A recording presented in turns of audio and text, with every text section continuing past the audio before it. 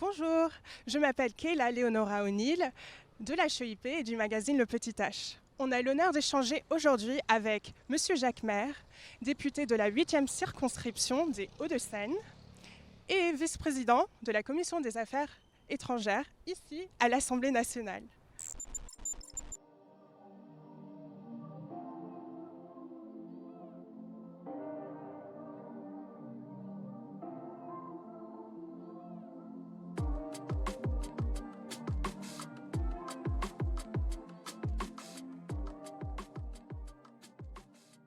J'ai eu l'occasion, à travers ma vie professionnelle, d'être un acteur de la politique étrangère française, à la fois comme diplomate, comme responsable d'entreprise et puis maintenant comme parlementaire. Mais cet aspect parlementaire est probablement moins connu de la part des jeunes et des gens en général.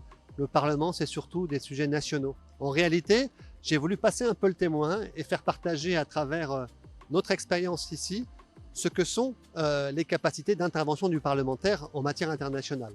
Ça peut être évidemment à l'occasion d'événements multilatéraux, mais c'est aussi très concret. Et donc, j'ai pu donner des illustrations, comme par exemple la façon dont on travaille avec nos partenaires parlementaires du Sahel sur les partenariats sahéliens de sécurité et de développement. Des exemples concrets qui permettent effectivement de toucher du doigt ce qu'est la diplomatie parlementaire.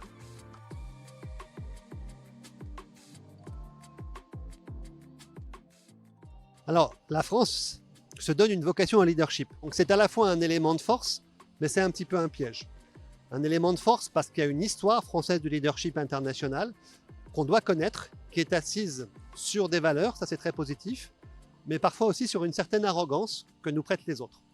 Donc le jeune diplomate, il doit à la fois être sûr de ses valeurs, mais qui ne doivent pas être des valeurs franco-françaises, qui doivent être conçues comme des valeurs universelles. Il faut plutôt regarder ce qui nous rassemble et non pas faire de ce leadership une façon de nous imposer aux autres.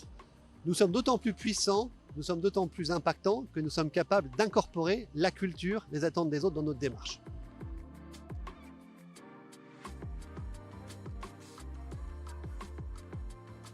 D'abord, ces diplomates sont ceux de la génération des années 2000, qui n'a rien à voir avec la nôtre, qui sont beaucoup plus interactifs, connectés, et qui sont aussi sur des combats qui n'existaient pas forcément il y a 50 ans. Je pense évidemment aux combats climatiques, je pense évidemment au combat sur les discriminations, que ce soit raciales, LGBT ou autres. Il y a des combats qui sont effectivement aujourd'hui ceux de la jeunesse qu'ils doivent vraiment prendre à cœur parce que c'est ça qui répond aux besoins des populations. Combat sur les nouvelles technologies aussi, combat sur l'intelligence artificielle, sur la régulation d'Internet. Et puis il y a des risques. Ces risques sont liés à ces combats. Je pense qu'aujourd'hui, par exemple, si on veut faire une diplomatie publique efficace, il faut se battre contre les fake news. Il faut effectivement être vigilant par rapport à la haine en ligne ou les questions de cybersécurité. Et ces jeunes doivent pouvoir intégrer à la fois ces combats d'aujourd'hui, mais aussi ces risques qui sont probablement à découvrir et sur lesquels il faut se protéger.